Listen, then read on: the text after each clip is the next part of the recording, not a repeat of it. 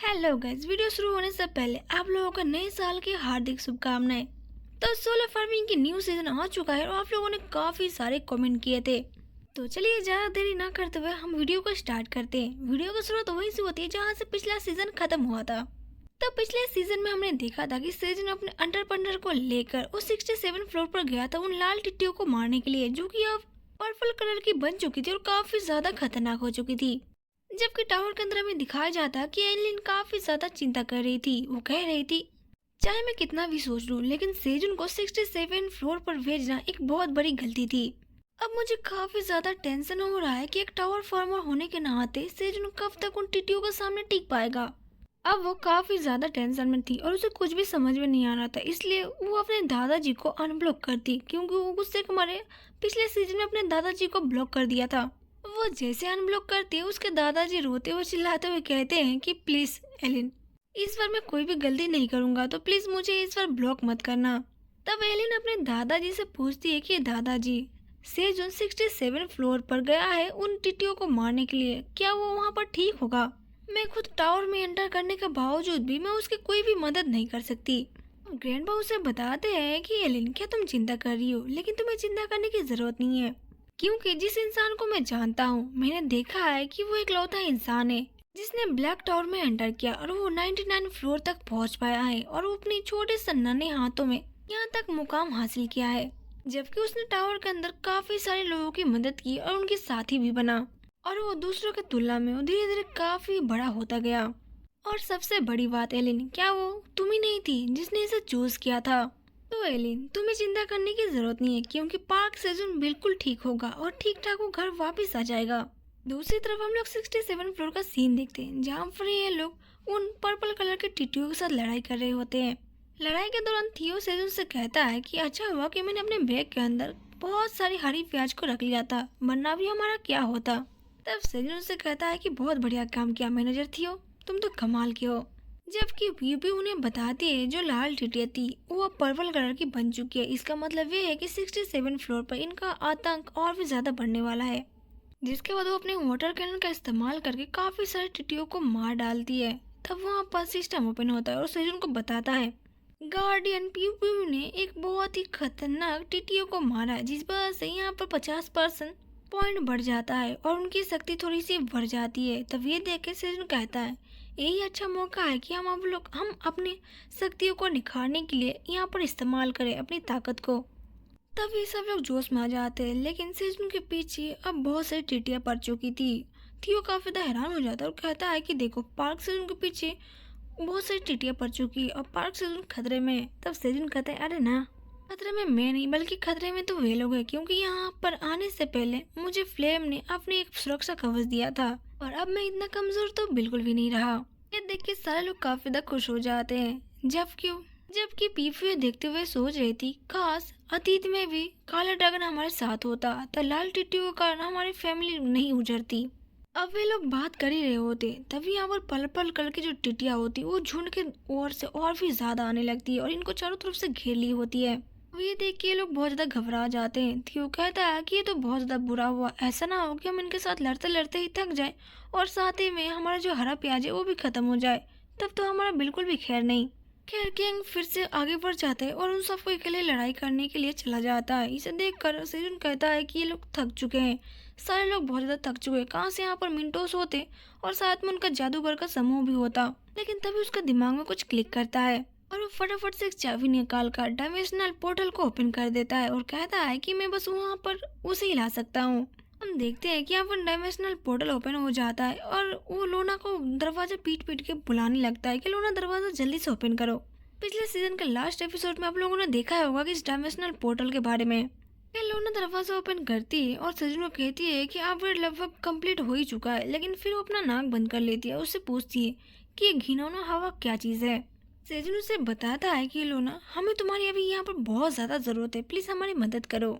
अब यहाँ पर सेजन को बताने की जरूरत ही नहीं पड़ती कि उसे किस चीज की मदद चाहिए, क्योंकि यहाँ पर पर्पल लोटस जो होती है वो यहाँ पर भी हमला करने वाली होती है, जिसे देखकर लोना हैरान हो जाती है कि इतने सारे पर्पल लोटस क्या कर रहे हैं यहाँ पर। खैर वो आगे कुछ नहीं बोलती और अपने मैजिक से उन सारे पर्पल लोटस को एक बार में उड़ा देती है। जिस वजह से जितनी सारी लाल टिड्डियाँ होती है वो पटाखे की तरह आसमान में फूटने लगती है और नीचे गिर के मर जाती है। खैर सिस्टम ओपन होता है, सेजन को यहाँ पर बताता है लाल टिड्डियाँ लगभग खत्म ही हो चुकी है, कुछ गिनती में कुछ बची है, जबकि यहाँ से वो लोग वापस नहीं जा सकते जब तक वो लोग अपना काम पूरा नहीं कर लेते।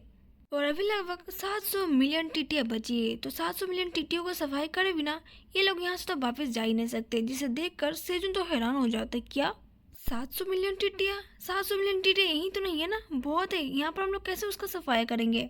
तब लोना सेजन से कहती है कि कोई बात नहीं, पैनिक होने की जरूरत नहीं है, क्योंकि लगभग हम जब उन्हें हरा ही देंगे तब वो जो पर्पल कलर की टिड्डियाँ हैं वो खुद ब खुद लाल कलर में बदल जाएंगी। उनकी संख्या जैसे ही कमेगी हम उन्हें हरा देंगे आराम से। केरा वो ये बात बताते बताते नीचे गिर जाती है, क्योंकि उसे टिड्डियों का जहर लग चुका था। थियो उसे संभालता है और उसे कहता है कि तुम्हें टिड्डियों का जहर लग चुका है, इसलिए तुम्हें इस प्याज को खाना चाहिए, इससे तुम्हारा जो अंदर का जो जहर है वो कट जाएगा। जबकि थियो लोना के ऊपर काफी ज्यादा खुश था, वो कहता है कि मैं काफी ज्यादा खुश हूँ कि हम दोनों एक ही टीम में हैं, क्योंकि तुम काफी ज्यादा कमाल की हो और तुम्हारा मैजिक भी बहुत ज्यादा लाजवाब है। जिसे सुनकर तो लोना शर्मा ही जाती है। ब्लैक रैबिट कहता है कि देखो, अगर मैं जितना दूर देख सकता हूँ कि मुझे आसपास कोई भी टिड्डियों का एहसास नहीं हो रहा, दूर दूर तक कोई नहीं दिख रहा। तब इस बात को सुनकर सबके जान में जान आती है। खिलौना तब सबको बताती है कि चलो अब जब यहाँ पर कोई नहीं है तो हम लोग थोड़ा सा आराम कर लेते हैं इस भंडार के अंदर, इस स्टोरेज रूम के अंदर थोड़ा सा तो आराम कर ही सकते हैं। लेकिन जब वे लोग इस स्टोर रूम के अंदर जाते हैं तब देख के हैरान हो जाते, क्योंकि लोना ने इस स्टोर रूम का काया पलट कर दिया था, ये काफी ज्यादा अच्छा लग रहा था। अब इस चीज को देखकर सेजन के दिमाग में एक बड़ा सा ख्याल आता है, वो कहता है कि अगर मैं इस रूम का इस्तेमाल करूँ तो मैं बिना अपने सबऑर्डिनेट बनाए मैं अपने साथियों को यहाँ पर बुला सकता हूँ। वैसे आइडिया तो बहुत ज्यादा अच्छा है। खैर अब वो जाता है कैंग के पास और उससे पूछता है कि कैंग तुम यहाँ पर चिपके चिपके क्या खा रहे हो। तब कैंग सेजन को दिखाते हुए कहता है कि देखो, जब लोला ने बिजली गिराई थी तब ये टिड्डियाँ पक के नीचे गिर गई थी और ये अब काफी ज्यादा स्वादिष्ट हो चुके हैं, इसलिए एक मुझे खाने में काफी ज्यादा मजा आ रहा है। जिसे सुनकर और देखकर सेजन और थियो को तो मुंह ही बन जाता है। वो लोग अपना चेहरा और फेस हटाते हुए कहते हैं, क्या तुम सच कह रहे हो? ये जो घिनौनी चीज तुम खा रहे हो वो क्या तुम्हें खाने में अच्छा लग रहा है?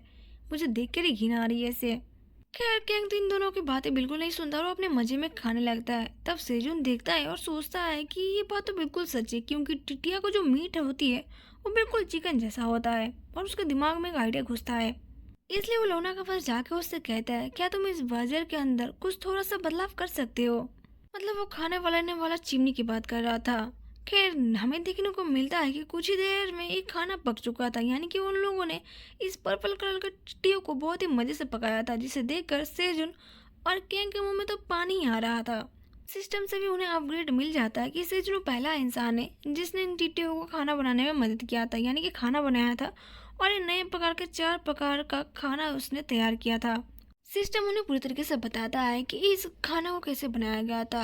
इस टिड्डियों के अंदर हरे प्याज की मिश्रण होती है और इसे धीमी आंच में धीरे धीरे पकाया गया है, जिस वजह से इसकी जो मीट होती है वो काफ़ी ज़्यादा लजीज और अच्छे से नरम होकर पक जाती है, जो खाने में काफ़ी ज़्यादा मज़ेदार होता है, जिस वजह से इसे सी ग्रेड मिला होता है। खैर अब ये बात जान के सेजन काफ़ी ज़्यादा खुश होता है और उसे उठाकर सबको बुलाने लगता है कि आओ सब लोग और इस नई चीज़ को तुम लोग ट्राई करो और खा के बताओ कि कैसा लग रहा है। सबसे पहले वो थियो को देता है। थियो उसे देख के अपना मुंह बनाने लगता है और उसे कहता है, यू सच कहूँ तो ये देखने में काफ़ी ज़्यादा अच्छा लग रहा है, लेकिन इसे पूरा भूनने की क्या ज़रूरत है? ये थोड़ा सा अजीब ही लग रहा है मुझे। इसकी खुशबू तो अच्छी है लेकिन मैं इसे खा नहीं सकता। तब कैंग उसे छीनते हुए कहता है कि ठीक है, तू नहीं खाएगा तो मैं ही खा लेता हूँ। खैर वो छीन तो लेता है लेकिन ये काफ़ी ज़्यादा गर्म होता है, तो बेचारा कैसे तैसे करके उसे पकड़ता है और उसे फूक फूक के बहुत ही मज़े से खाता है। जब वो खाता है तब वो हैरान हो जाते हैं और उसे देख कर सेजन और थियो सोच रहे थे क्या अच्छा हुआ है, क्योंकि ये तो पेटू है, इसे कुछ भी चीज़ अच्छा ही लगता है।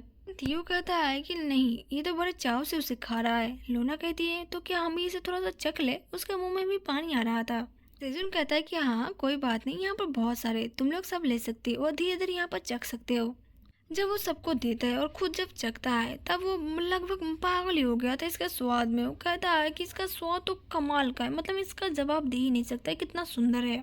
इसका स्वाद तो बिल्कुल भुने हुए चिकन जैसा लग रहा था और इसे खा के तो मज़ा ही आ गया। जबकि हमें उनका गेट का बाहर का सीन दिखाया जाता है, जहाँ पर हमें कुछ चीज़ों का दिखाया जाता है जो कि बहुत ज़्यादा अजीब लग रहे थे, लेकिन हमें उनका चेहरा नहीं दिखाया जाता।